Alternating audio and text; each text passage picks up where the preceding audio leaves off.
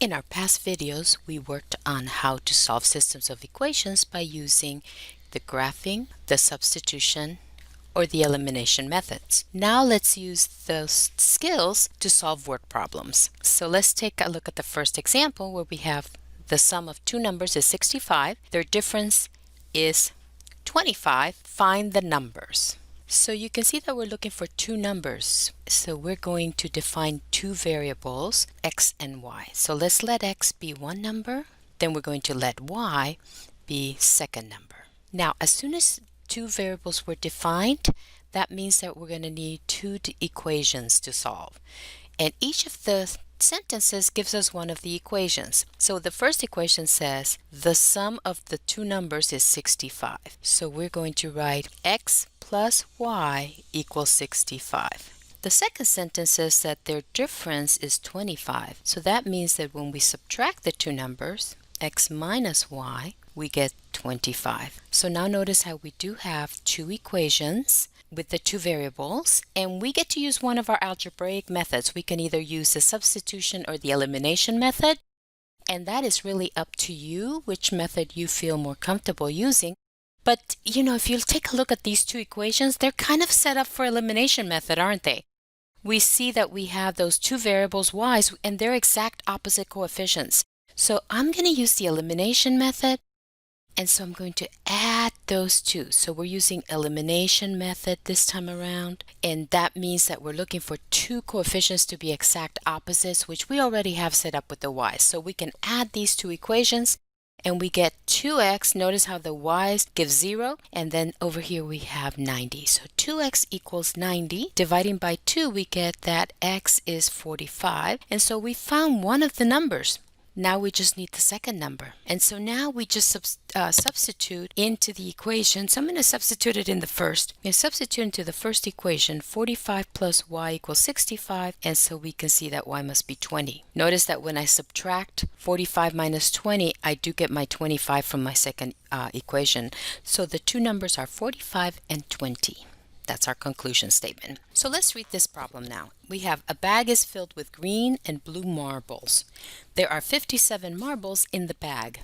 If there are 13 more green marbles than blue marbles, find the number of green marbles and the number of blue marbles in the bag. So again, the problem is asking us to find the number of green marbles and the number of blue marbles that are in the bag.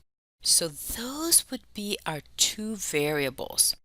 So let x be the number of green marbles. By the way, notice how I didn't say that x equals green marbles. That's not enough detail for your declaration statement. You have to explain which aspect of the green marbles that is, and it's the number of green marbles. So be sure to declare your variables with a lot of detail here. X is the number of green marbles and y is the number of blue marbles that are in the bag. Now it says there are 57 marbles total in the bag. So that's our first equation, isn't it? So our first equation will be that when I add the green marbles to the blue marbles, total is 57.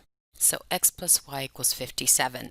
The second equation will have to do with this sentence that says there are 13 more green marbles than blue marbles. So that means that the bigger number is x, isn't it? There are more green marbles than blue. So x equals the number of blue marbles, y, but there are 13 more than that. So plus 13. So did you see how we got that second equation? There are 13 more green marbles than blue. So x, which is the green marbles, is the number of blue marbles, y, plus 13 more. So now take a look at these two equations and which method shall we use this time? We've got again the elimination method or the substitution method. If you said substitution method, I'm going to agree with you because we have one equation that's already solved for one of the variables. That second equation, we're going to use that second equation over here on our left side of our t-table here. And then that means that the first equation goes on the right hand side. And if you haven't seen this method, please refer back to the video on the previous lesson where we demonstrated how to do the substitution method by using this t-table. On the left-hand side, we do have x equal to y plus 13 already solved for the variable x. So we're going to take that y plus 13 and it's going to come to the right-hand side, be substituted in for the x.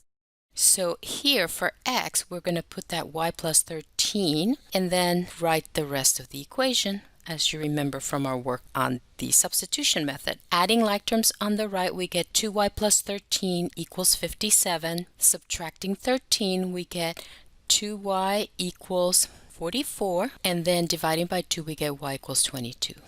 So we have 22 blue marbles, don't we? How many green marbles are there? Where there are 13 more than that, right? So x equals 13 plus 22, 35 blue marbles. And notice that when we add the 35 to the 22, we get our total 57 marbles in the bag. So the conclusion is that there are 35 green marbles and 22 blue marbles. Let's take a look at this third example. It says that Devin is going to a fast food restaurant. He orders some tacos and burritos. He sees on the nutrition menu that tacos are 200 calories and burritos are 500 calories. If he ordered 8 items and consumed a total of 2,500 calories, how many tacos and how many burritos did Devin order and eat? So again, what are we asked to find? We're asked to find how many tacos and how many burritos Devin ordered and ate. So when we go to define our variables, let's use t and b. How's that? So let t equal, now notice I'm not going to say t equals tacos. What aspect of the tacos are we looking for?